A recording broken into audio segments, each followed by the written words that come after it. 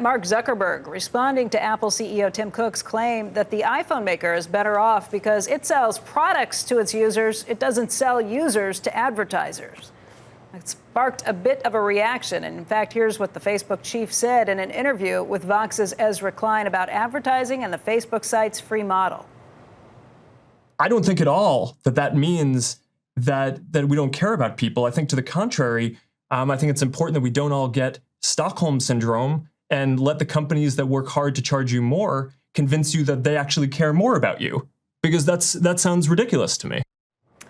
Joining us right now for more on this is Frank Foer. He is national correspondent with The Atlantic, also the author of World Without Mind, the existential threat of big technology. Frank, thank you for being here this morning. Pleasure. If people were wondering where you came down on this, your most recent column is headlined, "It's time to regulate the internet. Mark Zuckerberg might believe the world is better without privacy. He is wrong." So give us your take on what's been happening.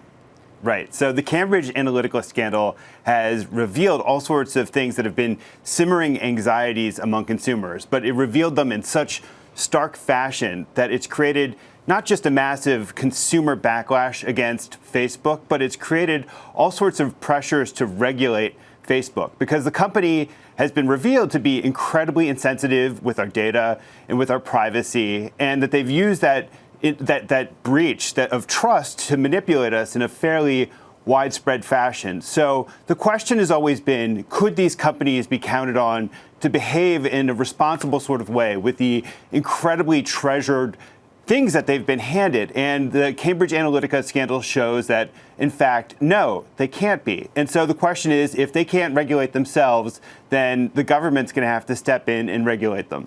Frank, I agree with you on a lot of these ideas, but I've been doing some soul searching, trying to figure out a couple of things. Yeah. First of all, I'm old, and I care about privacy in a way that younger people may not. Second of all, I'm a member of traditional media. I used to be a reporter at the Wall Street Journal and now here. I keep reading these ideas that we in traditional media have taken this all too much to heart and that there's a little bit of sour grapes in all of this. What do you think about those two arguments? Well, first of all, when you look at the rest of our economy, you look at the way we handle aviation or pharmaceuticals or financial markets, we set some basic rules for how companies should behave. And when it comes to this part of the internet, there's simply no rules that exist. And so it doesn't seem like it's you have to be grandpa standing on the lawn with your pitchfork telling people to get off to be able to say, look, the internet should have some basic rules of the road.